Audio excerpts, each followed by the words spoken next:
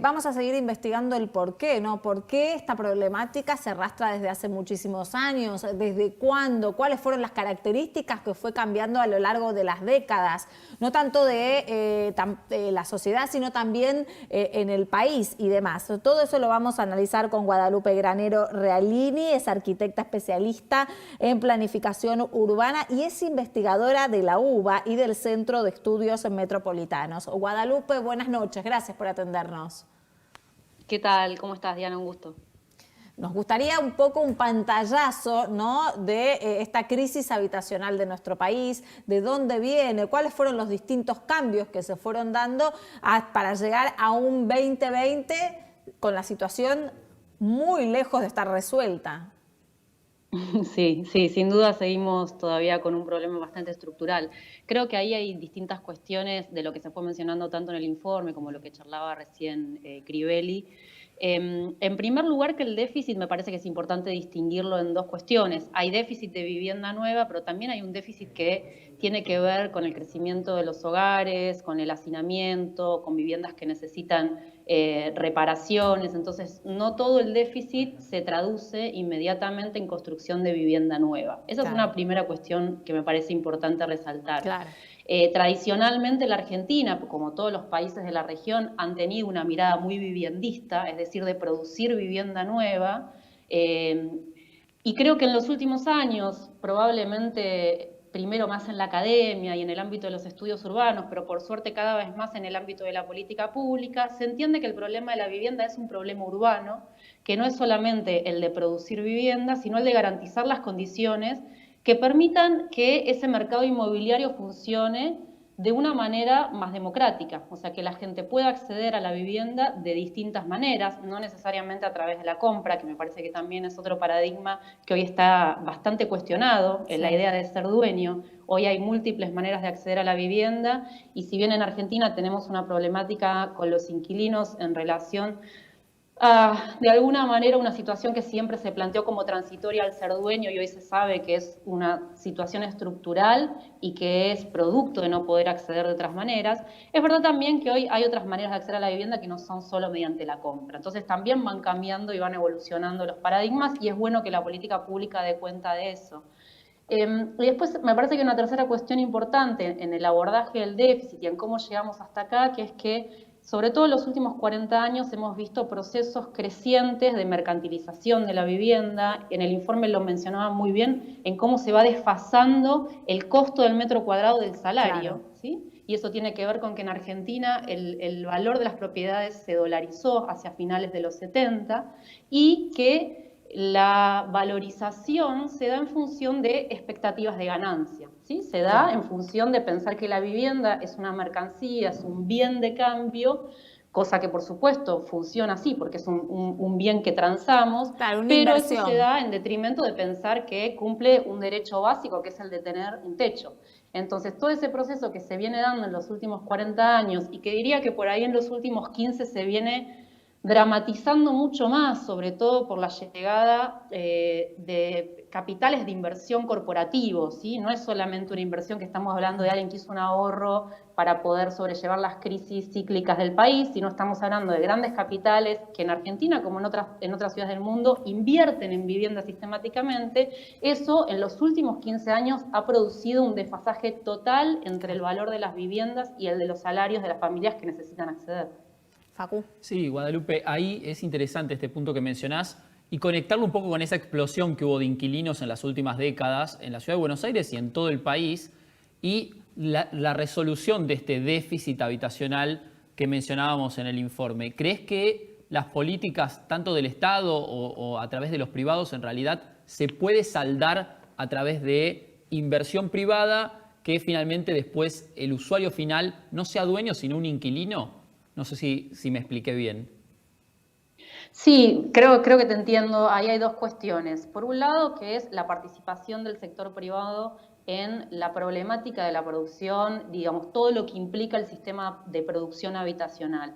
Sin duda que el sector privado tiene que participar. Lo que creo que hay que revisar es cuál es ese sector privado que participa, porque en Argentina lo que tenemos en general son grandes empresas, como un sector dominante, bastante concentrado, que por supuesto tiene determinadas expectativas de ganancia.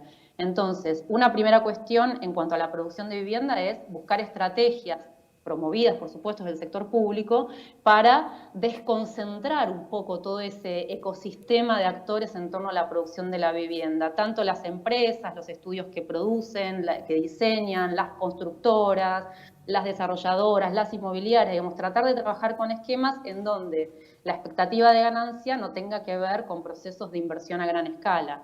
Creo que una prueba interesante de cómo se vincula, digamos, cómo se puede bajar el costo de la construcción es la experiencia cooperativa, que tanto en Argentina como en América Latina y también en ciudades europeas tiene una larga trayectoria. Es una prueba de que los costos se pueden bajar cuando no hay de por medio un proceso de especulación. A diferencia por ahí de lo que estaba planteando Crivelli hace unos minutos, que el problema es que lo que faltan son exenciones impositivas.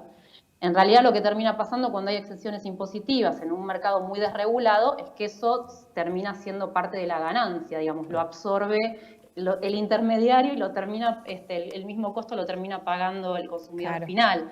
Entonces, ahí me parece que hay una primera cuestión en relación al rol del sector privado que sin duda tiene que participar, pero hay que ver en qué condiciones y a qué llama sector privado, ¿sí? No a las grandes empresas, a las 5 grandes contratistas que dominan la producción, por ejemplo, en Buenos Aires, sino a un montón de otros sectores.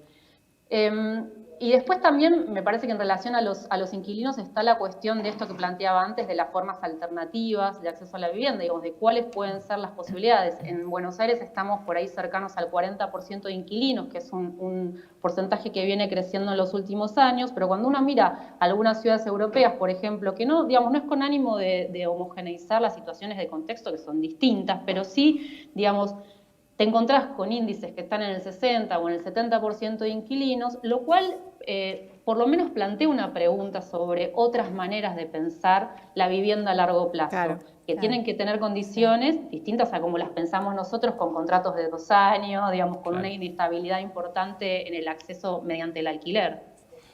Guadalupe, vos ¿cómo estás? Cuando recién hablabas justo de cambios de paradigma, esto tiene que ver con que hay una generación, los millennials, por ejemplo, que a diferencia de otras generaciones que nos enseñaban a que había que comprarse la casa y ser dueño y propietario, ¿no tienen ahora esa inquietud y a lo mejor prefieren alquilar? Yo creo que ahí entran a jugar varias cosas. Por un lado, puede haber un sector que tenga otras dinámicas de vida y que tenga otras expectativas en relación a la vivienda, que tiene que ver con cambios en los patrones culturales, tienen que ver con cambios en la constitución de las familias, con un montón de dimensiones que son estrictamente sociales.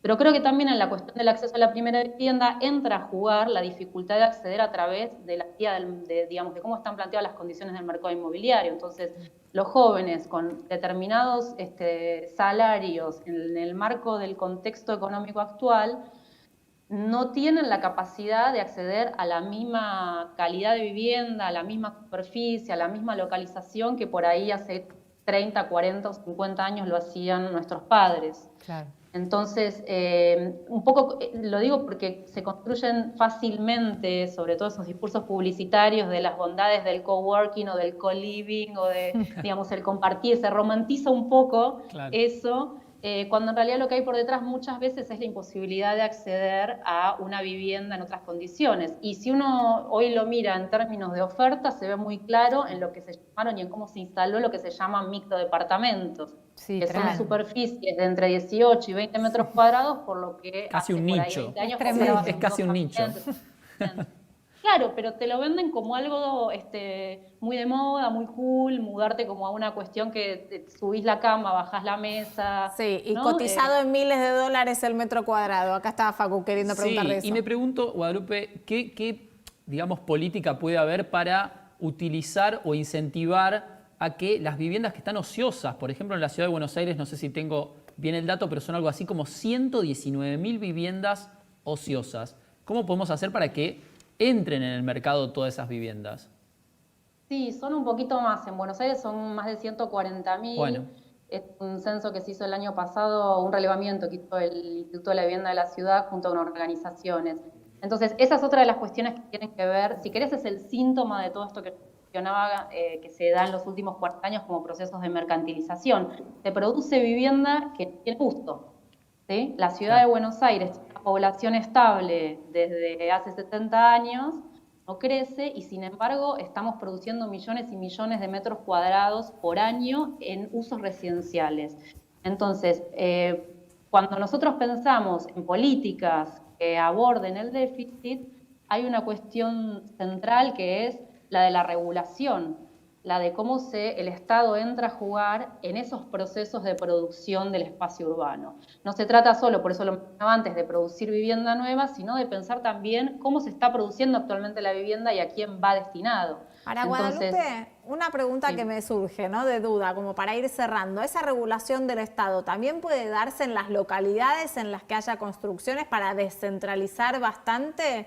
Tenemos una Argentina muy amplia en algún punto y por ahí ayuda la programación de dónde diseñar viviendas y demás también como para ir descomprimiendo algunas zonas que están colapsadas de viviendas y que no encima no les llega a todos los sectores. Por supuesto, y en ese sentido es clave la planificación territorial porque lo que permite es pensar la totalidad de un país y no solamente el desarrollo local de una ciudad. Lo que pasa es que ahí también uno tiene que tener muy en cuenta factores de movida productivos y económicos, porque uno de los principales explicaciones de por qué la gente se mueve a las ciudades es por el empleo y por los beneficios que vienen asociados en términos de equipamiento urbano, de servicios. Entonces, pensar una estrategia de deslocalización y de desconcentración de los grandes núcleos urbanos, que en Argentina, aparte, es macrocefálico, porque tenés el 40% en el AMBA, en el área metropolitana de Buenos Aires, implica también pensar, acompañar esas políticas territoriales con políticas productivas, económicas, de desarrollo social. No es algo que se pueda resolver solamente pensando en términos de vivienda y de suelo. Claro. Bueno, muchas gracias Guadalupe por haber participado en el programa y darnos un poco la visión de esta problemática que lleva años en el país. Buenísimo, un gustazo, que termine.